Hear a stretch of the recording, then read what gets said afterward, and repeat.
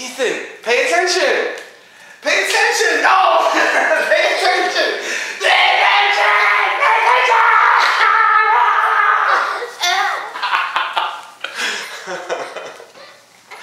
Capturing the attention of preteen boys. Oh my gosh, it can be difficult, especially those 5th and 6th graders. They might fall asleep on you like you just saw with my son at home, right? And they're falling asleep as you're talking about Jesus and you're like, pay attention, pay attention, pay attention, right? Or they're flicking the ears of the person next to them and they're creating a distraction.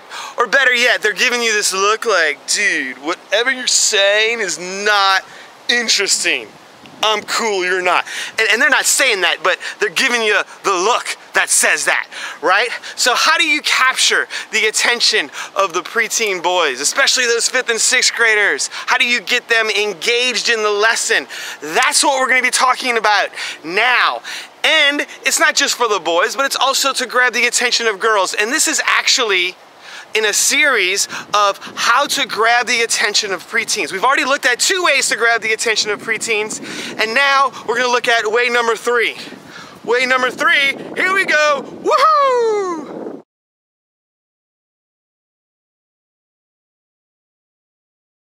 Number 3, create something cool.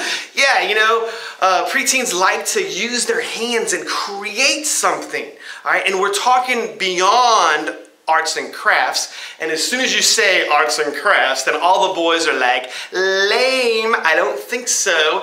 And, you know, they're gonna be turned off if you use even the term arts and crafts. And the girls, they'll be like, oh, arts and crafts, yes, it's very fun, very cool. So when we're talking about creating something cool, then we're actually talking about something that's gonna be boy-friendly and of course girl-friendly, all right? Something that, you know, that the boys are gonna engage in.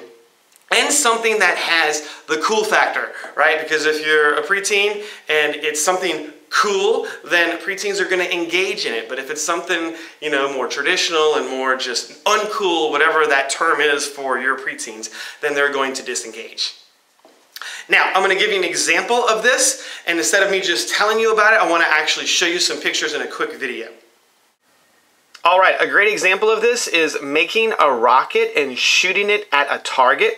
I'm going to show you a quick little video here on my laptop, and then we'll talk about its connection. A bit higher, a bit higher. There. Whoa! Ready? Aim! Fire! Whoa! Ooh, I'm going to have a target over here. Very cool. Here's the target. Bam. Okay, so that was actually at a camp that I spoke at in Canada, and as you can see here on the computer, I'm just going to scroll down a little bit.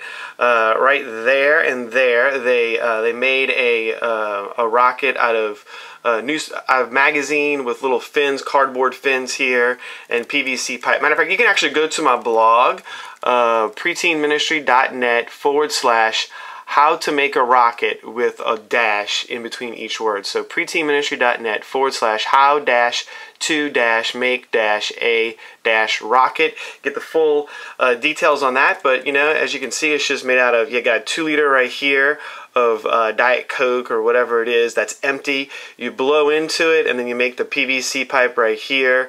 Preteens do this, they tape it, and then you got the pipe that goes up here, and then you basically put a rocket on it and then you press that and bam, it goes, and it goes to the target. Now let's talk about how you can not only, you know, do that project, but then connect it to the lesson that you're going to be teaching.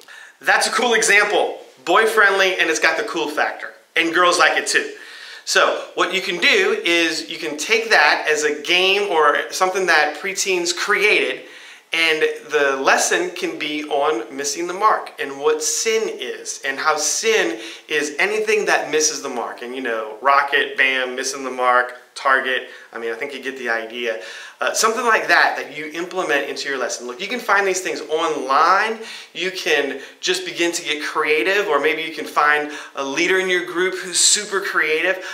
But you want to as often as possible, just have projects that preteens can create. And I think, honestly, the best way to do it is just get creative yourself. Whoever, if it's you or someone else, if you're adapting the curriculum, just figure out ways that you can take something that already exists in a curriculum and find ways to build cool things that are friendly for preteen boys specifically, and girls, don't want to just do rockets and stuff.